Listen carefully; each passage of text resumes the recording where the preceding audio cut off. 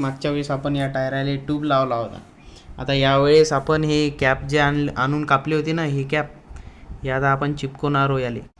तर सर्वात अगोदर चिपकवायच्या अगोदर आपण का नाही हे जे आहे ना हे घासून घेऊ पहिले, मग याला चांगल्या प्रकारे चिपकून टाकू.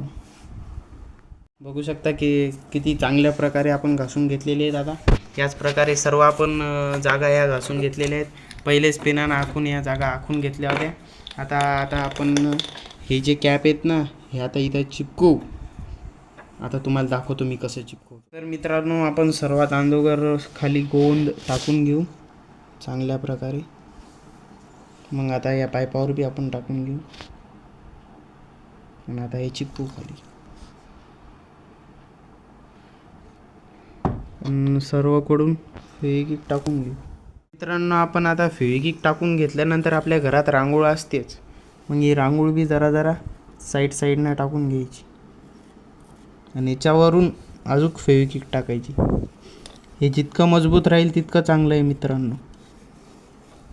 सगळीकडून रांगोळ टाकून घ्यायची आणि याच्यावर टाकायची फेविक्विक. मित्रांनो, रांगोळ टाकल्यानंतर आता आपण याच्यावर फेविक्विक टाकून देऊ. तर आता आपण सर्वकडून फेविक्विक टाकल्यावर पुन्हा रांगोळ टाकू वरून. आता हे मजबूतीने चिपकून जाईल. आपण साही आपले जे कॅप होते ते आपण चिपकून घेतलेले आहेत. आता आपण काय करणार आहोत, आपला फेविकॉल असते ते फेविकॉल बी याच्यावर लावून टाकणार आहोत. आता यांना अजून डबल मजबूती येईल.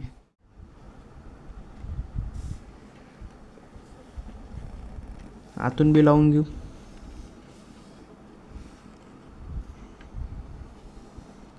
एकूण चांगल्या प्रकारे फेविकॉल लावल्यामुळे हे खूप मजबूत होऊन जाईल आणि कधीही मोडणार नाही.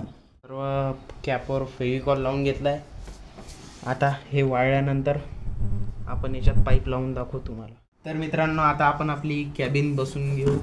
आपले जे कॅप लागले होते ते वाळलेले आहेत. आता आपण घेतली आता कॅबिन लावून. आता लावू आपलं जनरेटर बी एकदम परफेक्ट याच्यात बसून जाते.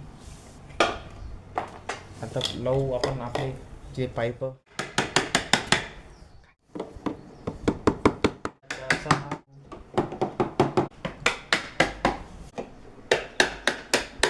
तर मित्रांनो, तुम्ही बघू शकता आपण आपली पाईप आता चिपकून घेतलेली. आता कधी जर आपल्या हायड्रोलिक मधली जर मोटर खराब झाली तर या प्रकारे आपण हे पाईप वापस काढू शकतो. पुढच्या व्हिडिओमध्ये लायनरी कशी बनवणार आपण. तर भावांनो, असेच व्हिडिओ बघण्यासाठी लाईक आणि सबस्क्राईब